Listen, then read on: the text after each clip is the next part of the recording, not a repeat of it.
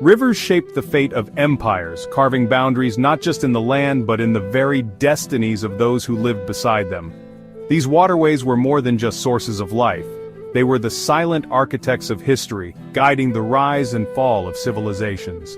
The outcome of countless battles was decided on their banks, where armies clashed and strategies unfolded in the shadow of flowing water. In ancient times, commanders sought out riversides for their campaigns, knowing that control of a river could mean the difference between victory and defeat. Rivers offered natural barriers, opportunities for ambush, and access to vital resources like fresh water and fertile land. The Euphrates and Tigris weren't just water sources, they were natural fortresses, shaping the very heart of Mesopotamian civilization and providing both protection and prosperity to those who settled along their banks. Before stone walls and towering ramparts, rivers stood as the first and most formidable lines of defense. Invaders were forced to brave swift currents, unpredictable depths, and the ever-present threat of ambush as they attempted dangerous crossings. Settlements built on river bends or islands enjoyed near-impenetrable defenses, their locations chosen with care to maximize the natural protection offered by the water. Attacking such places was a daunting task, fraught with risk and uncertainty. Defenders became experts in their terrain, knowing every ford, every hidden current, and every shallow crossing. They could use the river itself as a weapon, turning the water against attackers weighed down by armor and unfamiliar with the landscape. For invaders, crossing a river was a moment of maximum vulnerability. Forces became divided, formations broke apart, and chaos reigned as soldiers struggled to keep their footing and maintain order in the swirling water. From the life-giving Nile to the mighty Rhine, rivers have long divided kingdoms, marked borders, and protected lands. Long before the first fortress stones were laid, these waterways served as the original guardians of territory. Commanders throughout history recognized rivers as strategic assets, natural guardians that dictated where cities would thrive, where armies would stand their ground, and where the fate of nations would be decided. The silent power of a river could decide the rise or fall of civilizations, shaping the world in ways both seen and unseen, and leaving a legacy that endures long after the waters have changed their course. Mesopotamia's story is inseparable from the Tigris and Euphrates. These rivers were lifelines for crops and cities, but also battlegrounds for power. Controlling a river crossing or diverting water could starve a city into surrender. River passages were the highways of trade and war. Whoever held them controlled the region. Cities like Babylon built their defenses into the river itself, turning water into a moat and a lifeline during sieges. The best defenses worked with nature, not against it. The rivers carried invaders, disrupted campaigns with floods, and witnessed the rise and fall of empires. In Mesopotamia, managing the rivers was a matter of survival and supremacy. Alexander the Great's genius shone brightest at river crossings, where the fate of entire armies could be decided in a single daring maneuver. To Alexander, rivers were never just obstacles to be overcome, they were opportunities, natural stages for his most audacious strategies. He understood that the chaos and uncertainty of a river crossing could be turned to his advantage if only he acted with speed and cunning. At the Granicus River, Alexander's bold, immediate assault caught the Persians completely off guard. Instead of hesitating at the water's edge, he led his men straight into the current, transforming what should have been a defensive stronghold for the enemy into a trap of their own making. His cavalry thundered through the water, their charge breaking the Persian lines before the defenders could even organize a response. The river, meant to protect, became a stage for Alexander's relentless momentum. Again and again, Alexander's tactics transformed rivers from barriers into launch pads for attack, using the element of surprise and the confusion of crossing to his advantage. At the Hydaspes, he elevated deception to an art form. By feigning a crossing in one place, he lured King Porus's forces into a false sense of security, then secretly marched his army upstream under the cover of darkness for a surprise attack at dawn. By the time Porus realized the ruse, Alexander's troops were already across the river, organized and ready to strike. The element of surprise was total, and the advantage was his. These maneuvers proved that brains, not just brawn, won river battles.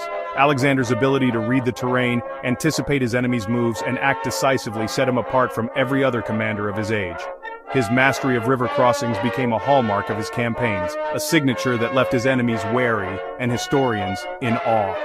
Each crossing was a calculated risk, but one that paid off time and again. He turned the most vulnerable moments, when his men were exposed mid-river, into opportunities for victory, using speed, discipline, and the element of surprise to tip the scales in his favor. Alexander's legacy teaches us that the greatest weapon at a river wasn't brute force but strategy, timing, and the courage to act when others hesitated. River crossings became his signature move, rewriting the rules of ancient warfare and cementing his reputation as a master of both the battlefield and the mind. Rivers set the stage for devastating ambushes. Dense riverbanks and winding curves let armies hide, waiting to strike at columns stretched thin along the water. Surprise attacks from the foliage could trap soldiers between water and enemy, leaving no escape. A well-timed ambush could cripple a larger force, disrupting command and supply lines in moments. Rivers also anchored flanks, letting commanders focus their strength elsewhere. But camping with a river at your back was risky. A sudden attack could drive troops into the water, turning retreat into disaster. Elite units often crossed upstream or downstream, appearing unexpectedly on the enemy's flank or rear. The river acted as a curtain, hiding troop movements until the decisive moment. In river warfare, location and timing were everything. The winners rewrote the maps, the losers vanished beneath the current. Armies marched on their stomachs, and rivers were their supply lines. Barges could carry what dozens of wagons could not, making rivers the superhighways of ancient logistics. Controlling a river meant sustaining large armies deep in enemy territory. The Romans mastered this, building forts and depots along the Rhine, Danube, and Nile to keep their legions supplied. River fleets, protected by warships, delivered food and weapons directly to the front. Disrupting an enemy's river supply could cripple their campaign faster than any battle. Naval clashes on rivers became as crucial as those on land. The fight for logistical control often decided wars before swords ever crossed. Rivers kept armies moving, fed and armed. Without them, campaigns stalled and empires faltered.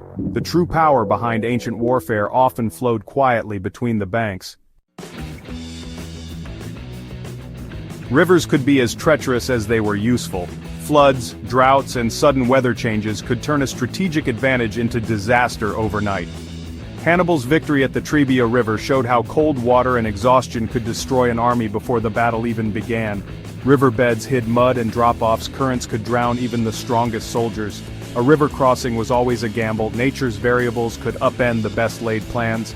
Commanders needed scouts, engineers, and a deep respect for the river's moods. Overconfidence in a river's predictability was a fatal mistake. The most successful leaders read the water as carefully as the enemy. Rivers gave and took without favor, reminding armies that nature was the ultimate wild card. In ancient warfare, trusting a river could win a war or end it in disaster. The Romans saw rivers as challenges to conquer, not obstacles to fear. Where others saw impassable boundaries, the Romans saw opportunities to demonstrate their ingenuity and determination. Rivers, with their unpredictable currents and shifting banks, were transformed from natural defenses into stages for Roman innovation. Their engineering turned nature's barriers into pathways for conquest. Aqueducts carried water across valleys, and bridges spanned rivers that once divided empires. These feats of construction not only enabled military campaigns but also connected distant provinces, uniting the empire under Roman rule. Julius Caesar's bridge over the Rhine was a feat of speed and intimidation. Built in just 10 days, it sent a message that nowhere was safe from Rome. The rapid construction stunned both allies and enemies, showcasing the discipline and skill of Roman soldiers and engineers working in perfect harmony. Roman engineers drove piles deep into riverbeds, built sturdy trestles, and laid heavy planks, creating crossings where none had existed before. Their methods combined practical knowledge with bold experimentation, adapting to each river's unique challenges. After crossing, Caesar dismantled the bridge, proving Roman power was both unstoppable and strategic. This act was a clear demonstration. Rome could appear and disappear at will, leaving no trace but fear and respect in its wake. The Romans built pontoon bridges for rapid temporary crossings and stone bridges for lasting control. Each type of bridge served a purpose, whether for swift invasions or for establishing permanent routes that would endure for centuries. Their ability to reshape the landscape gave them unmatched mobility and supply lines. Roads and bridges allowed legions to march swiftly, supplies to flow efficiently, and communication to remain unbroken across vast distances. Engineering was as vital as swords in Roman doctrine. The tools of the engineer were as important as the weapons of the soldier, and every campaign relied on both to achieve victory. Rivers became construction projects, not boundaries. Each crossing was a testament to Roman resolve, turning obstacles into stepping stones for expansion. This mastery let Rome move legions and supplies with speed, outmaneuvering enemies limited by geography. The empire's reach extended wherever its engineers could build and its armies could march. For Rome, a river was never the end of the road, just the start of another project. Every new challenge was met with planning, precision, and the confidence that no natural barrier was insurmountable. Their legacy endures. Nature could be bent to imperial will, and the marks of Roman ambition still shape landscapes today, centuries after the empire's fall. Rivers weren't just military assets. They were political symbols and bargaining chips. Borders like the Rhine and Danube defined empires and marked the edge of civilization. Treaties often hinged on river rights. Navigation, fishing, and trade were matters of power and prosperity. Granting or denying river access could spark alliances or wars. Grand bridges and canals were monuments to a ruler's might, projecting power and prestige. Caesar's Rhine Bridge was as much propaganda as military feat, intimidating enemies without a fight. The Rubicon's crossing by Caesar became a symbol of irreversible decisions. Geography shaping destiny. Rivers carried not just water but the weight of history and ambition. Rivers were dynamic forces in ancient warfare, shaping strategy, borders, and the fate of empires. They served as moats, highways, and stages for ambush and deception. Great commanders saw rivers as tools, not obstacles, mastering logistics, engineering, and psychological warfare. Yet rivers remained unpredictable. Floods, ice, and currents humbled even the boldest plans. Geography was destiny. Rivers decided where cities rose, borders formed, and battles raged. The silent flow of water witnessed more history than any fortress. Rivers were the unsung arbiters of conflict, their influence echoing through time. In every campaign, they reminded armies that nature always had the final say. The story of ancient warfare is, at its heart, a story written on the water.